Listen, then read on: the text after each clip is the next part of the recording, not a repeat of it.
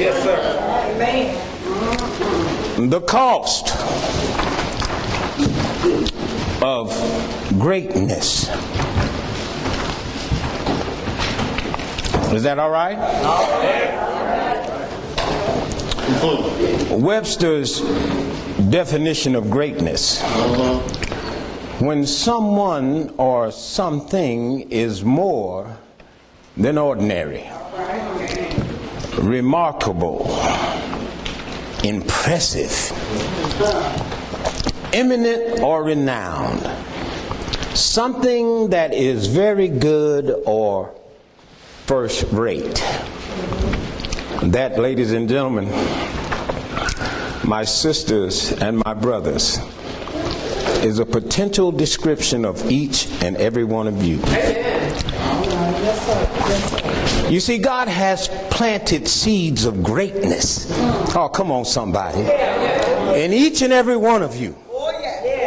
And it is your job to cultivate it and to take care of it so that it may grow to its fullest potential.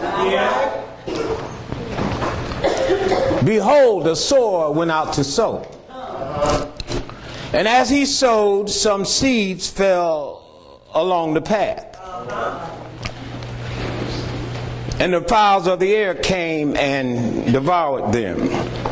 Now, the wayside or the path is that high traffic area where the ground is hard and compacted. Some of us just plain hard-headed, stubborn when it comes to the Word of God.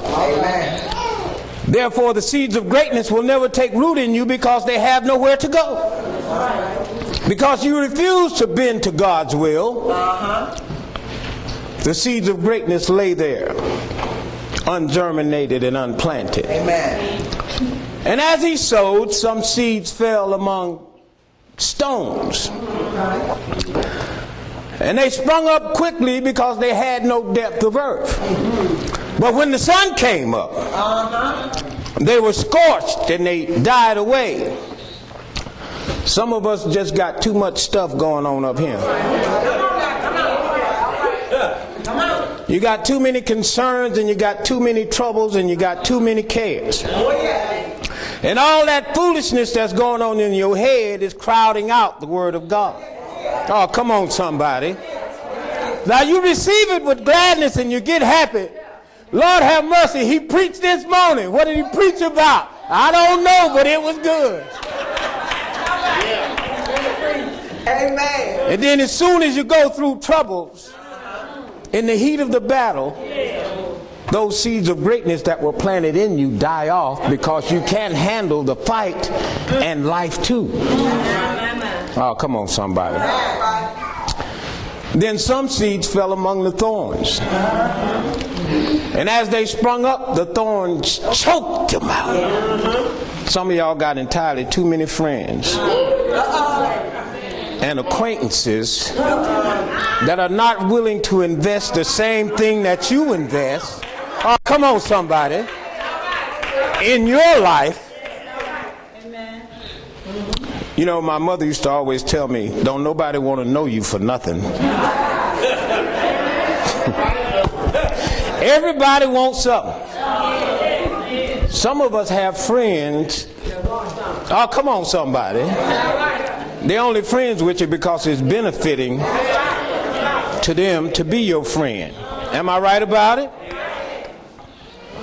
And what's happening is they're choking the spiritual life right out of you. We put up with mean and angry folks that's friends of ours, and everybody got one. Just because they're our friends, we tolerate it, not knowing that it's choking that seed of greatness that God has put in you. Before you realize it, now you cussing.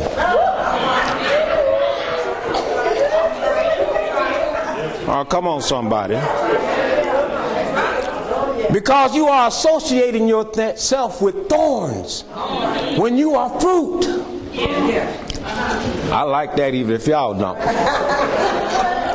Now the question becomes, Are you willing to pay the cost of greatness?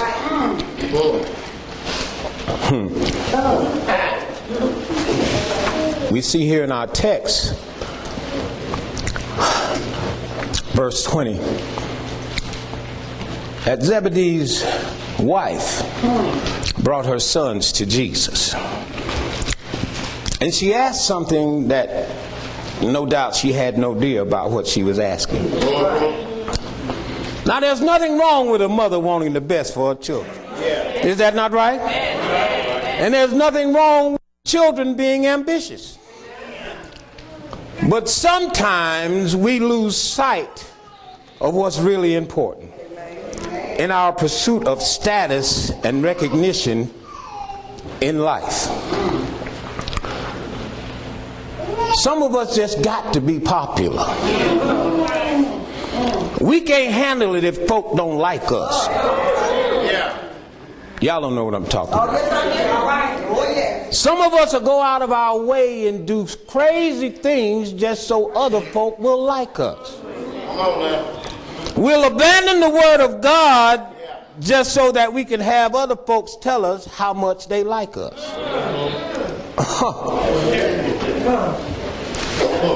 Make ridiculous statements and do ridiculous things. Kind of like Zebedee's wife here. Now you got to understand, James and John were two fishermen. And you got to understand what these boys were going through, because one day they're sitting in a boat with their daddy fishing, and the next day they're walking in the footprints of God. Dynamic change of lifestyle. Overwhelmed by the greatness of Christ. Listening to his teachings and seeing his miracles, and the blind seeing and the deaf hearing, and demons being cast out and people being raised from the dead. No doubt they had become overwhelmed with the greatness of Jesus Christ. And somewhere in their heart they decided they wanted a little bit of that. So they got up with mama. Oh, come on, somebody. And they asked Jesus for something that was impossible.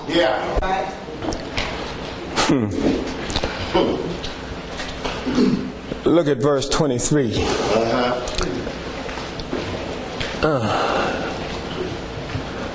Let's go back to verse 22. Jesus said, you don't know what you're asking. Can you drink the cup that I'm going to drink? The boys said, we can. Verse 23, Jesus said, you will indeed drink it. But to sit at my right hand or my left is not mine to grant. These places belong to those who would have been prepared by my Father. And then when the 10 heard it, they became indignant. They got upset about that thing. One thing we have to understand. James and John had come from the bottom and wanted to go straight to the top. You know how we do sometimes. We want to get saved and the next week be the chairman of the deacon board. Oh, come on, somebody. We join the choir and all of a sudden we want to be the director. You join the usher board and you're mad because you ain't the head usher. Oh, come on, somebody. God called you to preach and you mad because you ain't the pastor. But see, you want to skip all that stuff in the middle. All the pain and the suffering. Oh, come on, somebody. The trials and the hardships of life. Them old saints used to call it seasoning. So you got to be seasoned. Oh, before you can get anywhere. See, greatness is not something that happens overnight. Greatness is something that is attained through struggle and hardship.